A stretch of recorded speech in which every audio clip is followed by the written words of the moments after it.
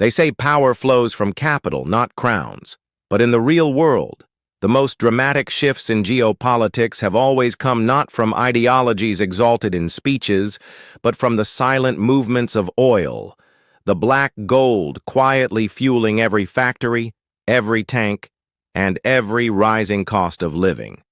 The strange paradox is this: the nation that produces more oil than any other still cares deeply about another country's crude, a nation that has barely produced enough to shake global supply in decades. This is hidden finance file, where money, power, and truth collide. Venezuela sits on what may be the largest proven oil reserves on Earth, roughly 17% of global crude. An almost unimaginable 300 billion barrels in the ground.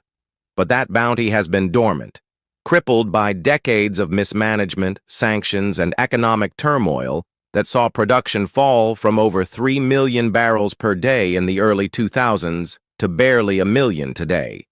The world's largest reservoir remained largely asleep, a sleeping giant amid the echoing cries of energy security and geopolitical rivalry. The United States, for its part, boasts the highest historical output of oil, its fields and shale, plays powering half a continent and beyond. Yet American energy hunger and the peculiar economics of oil ensures that even the most productive nation still gazes covetously at foreign reserves. Not because America lacks energy, but because not all oil is the same. Venezuelan crude is heavy, sour, and difficult to refine. Exact ingredients that U.S. Gulf Coast refineries were built to process, a complement to the light, sweet crude America produces domestically. A pipeline of heavy crude from Venezuela once helped keep gasoline and diesel prices from swinging wildly.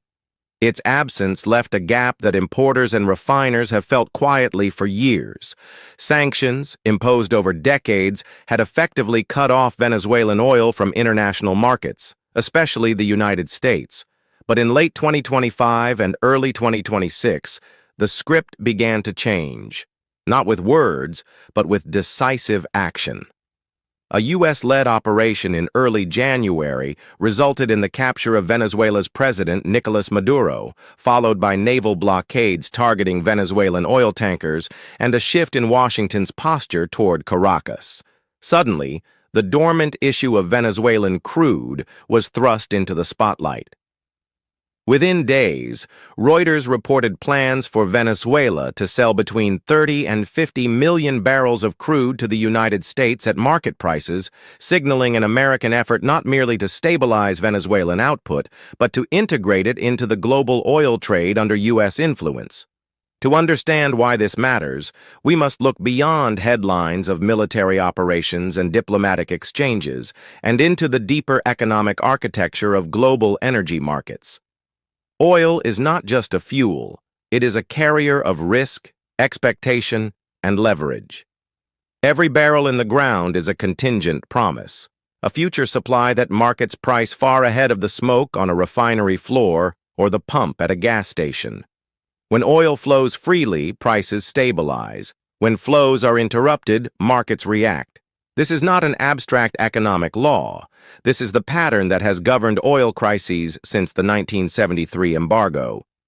In the first weeks of the U.S.-Venezuela tension, oil prices showed signs of geopolitical premium, a subtle but clear reflection of buyers demanding compensation for perceived risk in supply, not actual shortage of barrels.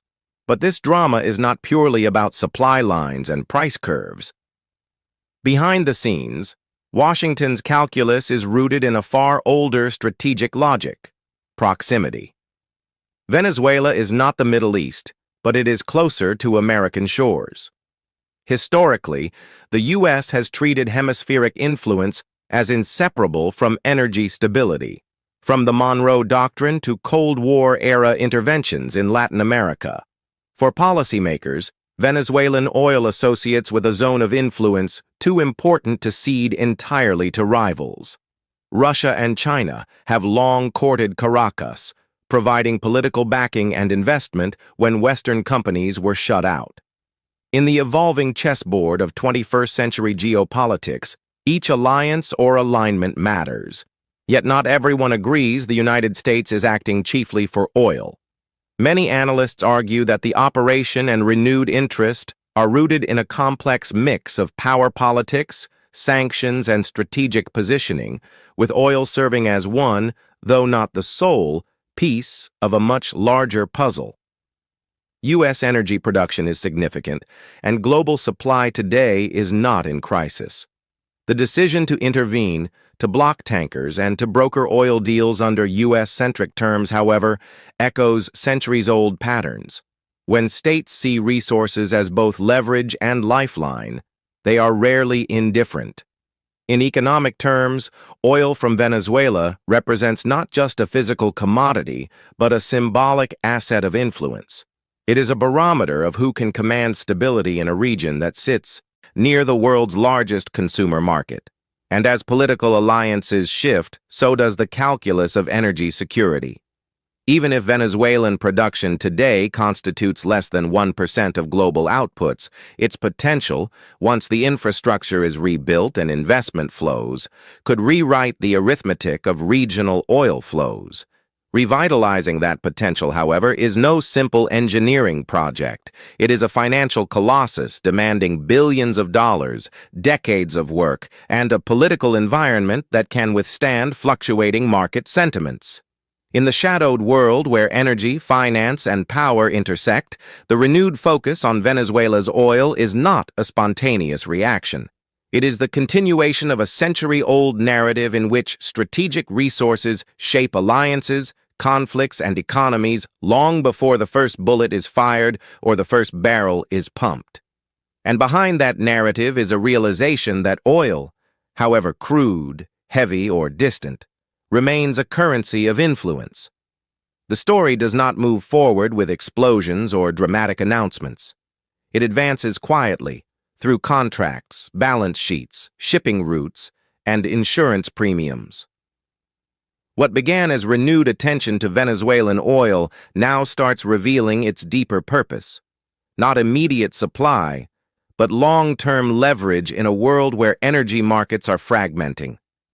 When the United States looks at Venezuela today, it is not seeing yesterday's failed state.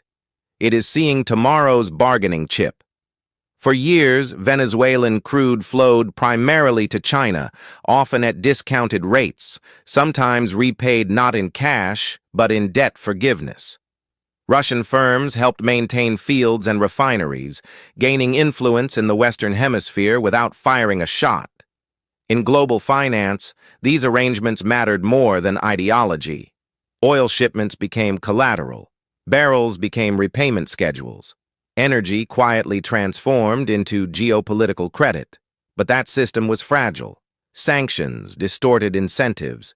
Infrastructure decayed. Production stagnated. Venezuelan oil existed more as a theoretical reserve than an active market force. And that distinction is critical. Markets do not price what exists underground. They price what can move. That is where American interest intensifies. U.S. refineries along the Gulf Coast are among the most sophisticated in the world, designed decades ago to process heavy crude imported from Venezuela, Mexico, and the Middle East. When Venezuelan supply vanished, refiners substituted it with Canadian oil sands and other sources, often at higher logistical cost. Margins tightened, flexibility declined. Energy security became less about total production and more about the right kind of production. This is not a problem politicians explain on podiums. It appears instead in quarterly earnings, fuel spreads, and refinery utilization rates. It is discussed in boardrooms, not campaign speeches. At the same time, global energy markets are undergoing a structural shift. The post-pandemic world is no longer defined by surplus stability. It is defined by fragmentation. Supply chains are shorter. Energy flows are politicized. Sanctions have turned oil into a selective commodity, available to some, restricted to others. In such a system, proximity matters. Control matters. Reliability matters more than ideology. Venezuela offers all three under the right conditions. This is why Washington's approach has evolved from isolation to conditional engagement. Licenses granted to select companies. Sanctions eased incrementally, not removed. Oil allowed to flow, but under supervision. Every barrel becomes traceable. Every dollar becomes auditable.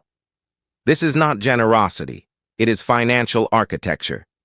The objective is not to save Venezuela. It is to reshape the incentives surrounding its resources. And beneath that strategy lies a larger financial reality. Oil still anchors the dollar system. Despite decades of talk about diversification and de-dollarization, global energy remains largely priced, traded, and settled in U.S. dollars. That status is not symbolic. It creates demand for dollar liquidity worldwide. It allows the United States to finance deficits at scale. It ties energy security to monetary dominance. When oil trades outside that system, through barter, local currencies, or opaque bilateral deals, it weakens the invisible infrastructure supporting U.S. financial power.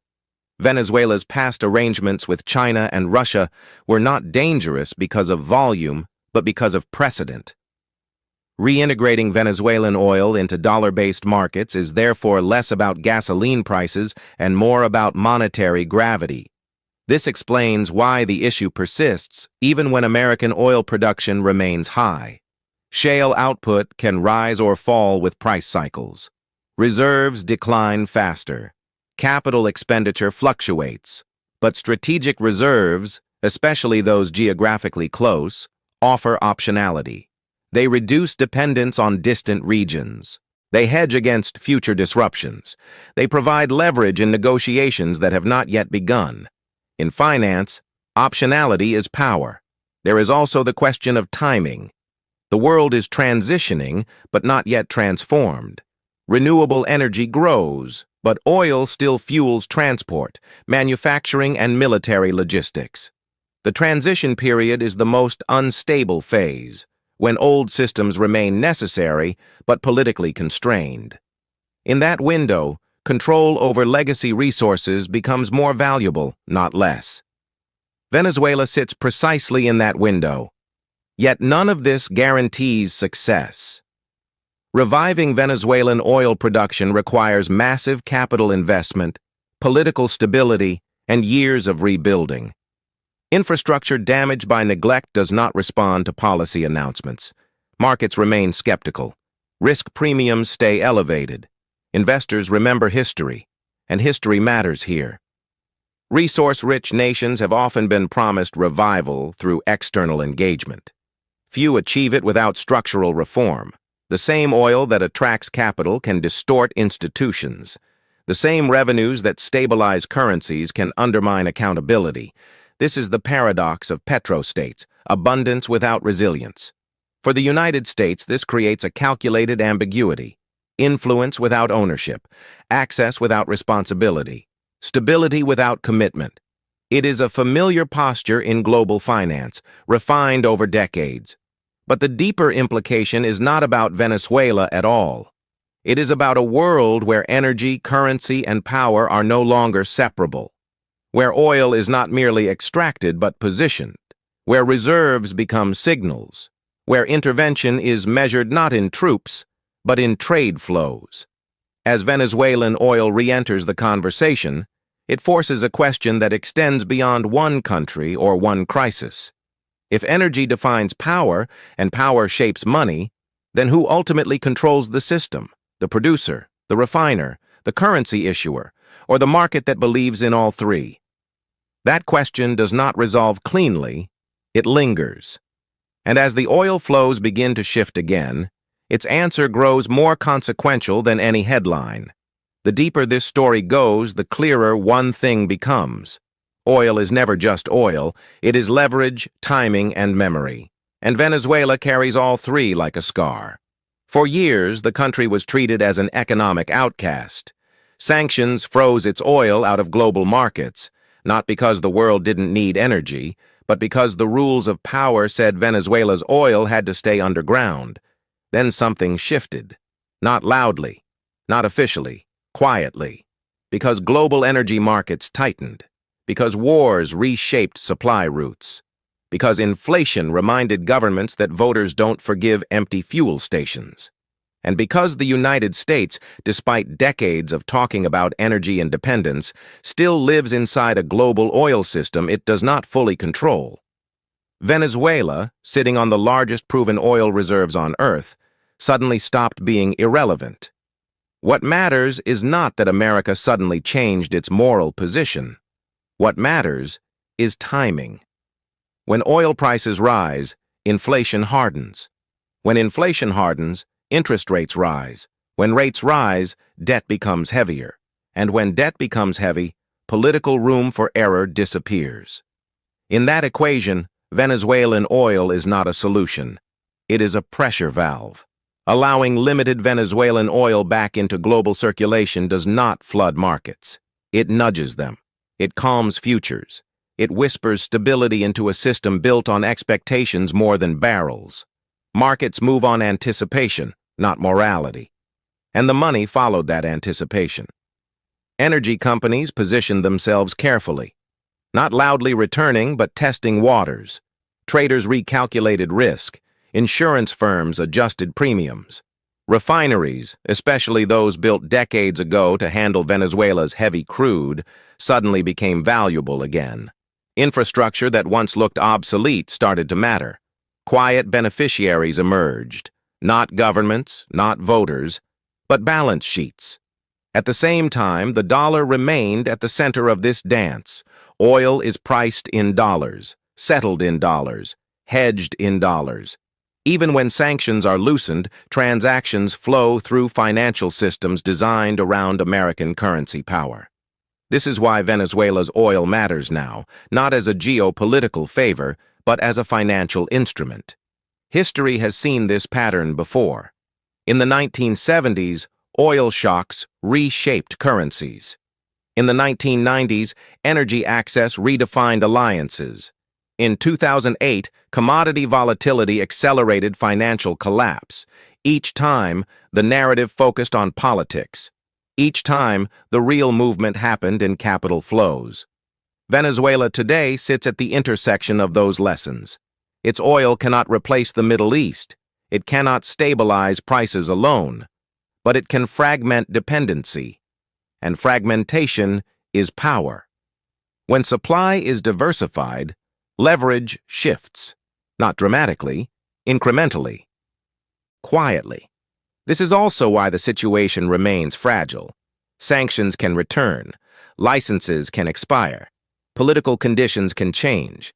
The uncertainty itself becomes a tool. Markets price uncertainty, power uses it, and Venezuela understands this too. For Caracas, oil access is survival. Revenue means stability. Stability means time, and time, in global finance, is often more valuable than reform. Every barrel sold buys another month of breathing room. Every contract signed rewrites leverage slightly. This is not ideology. This is arithmetic. Meanwhile, the American public hears fragments of the story, headlines about sanctions easing, debates about democracy, arguments about energy security. What remains mostly unspoken is the financial architecture underneath it all, because admitting the truth would be uncomfortable, that America's global influence still depends on energy flows it cannot fully control, that sanctions are not moral absolutes, but economic tools with expiration dates, that even rivals become partners when balance sheets demand it. Venezuela's oil reveals something larger than itself. It exposes how modern power works, not through speeches, but through spreadsheets, not through alliances, but through access. In a world transitioning toward renewables, oil still dictates tempo. The future may be electric, but the present is petroleum. And until that changes, countries with oil beneath their soil remain relevant, no matter how isolated they appear. This is why America cares now. Not because Venezuela changed, but because the world did. And in that realization lies a deeper question. If energy shapes money and money shapes power, then control is never permanent. It moves, it adapts, it waits. The quiet return of Venezuelan oil is not a turning point. It is a reminder that global systems are not built on ideals, but on necessity. That today's enemies can become tomorrow's suppliers. And that behind every headline about conflict or cooperation, there is a ledger being balanced somewhere in silence. Understanding that does not make the world simpler, but it makes it clearer. And clarity, in times like these, is its own form of power. If this perspective made you see today's headlines a little differently, take a moment to share your thoughts below and consider subscribing to Hidden Finance File, where money, power, and truth collide.